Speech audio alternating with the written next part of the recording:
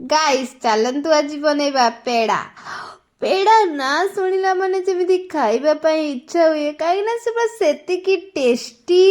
ଆଉ ପେଡ଼ା ବନେଇବା ପାଇଁ ତ ଟିକେ ଟାଇମ୍ ଆଉ ପେସେନ୍ସ ଦରକାର। ପେଡ଼ା ତ କେବଳ 2ଟା ଜିନିଷରେ ହିଁ ବନିଯିବ, ଚିନି ଆଉ କ୍ଷୀର, ଆଉ ତ କିଛି ଦରକାର ହିଁ ନାହିଁ।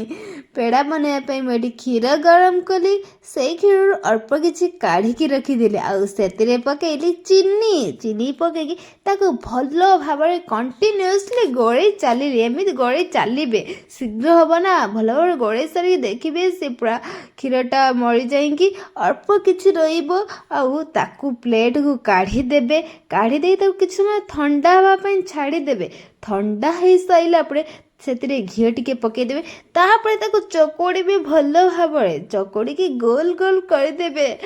ଆଉ ଏବେ ତ ନ୍ୟୁ ଇୟର ଆସିଲାଣି, ଆପଣମାନେ ବି ଯଦି ବନେଇ ନାହାନ୍ତି ତାହେଲେ ଶୀଘ୍ର ଯାଆନ୍ତୁ, ନ୍ୟୁ ଇୟର ବନେଇକି ଖାଆନ୍ତୁ। ଏମିତି ଟେଷ୍ଟି ମିଠା ଆପଣମାନେ ବି ବନେଇ ଖାଇ କହିବେ ଆପଣମାନଙ୍କୁ ଏଇ ରେସିପିଟା କେମିତି ଲାଗିଲା।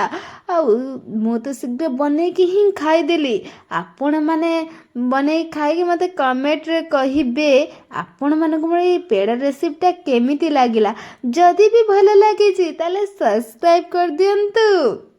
ସବସ୍କ୍ରାଇବ୍ କରନ୍ତୁ। ପୁଣି ଆପଣମାନଙ୍କ ପାଇଁ ଏମିତି ଟେଷ୍ଟି ରେସିପି ମୁଁ ନେଇ ଆସିବି, ଆଉ ଆପଣମାନେ ଦେଖିକି ବନେଇବେ।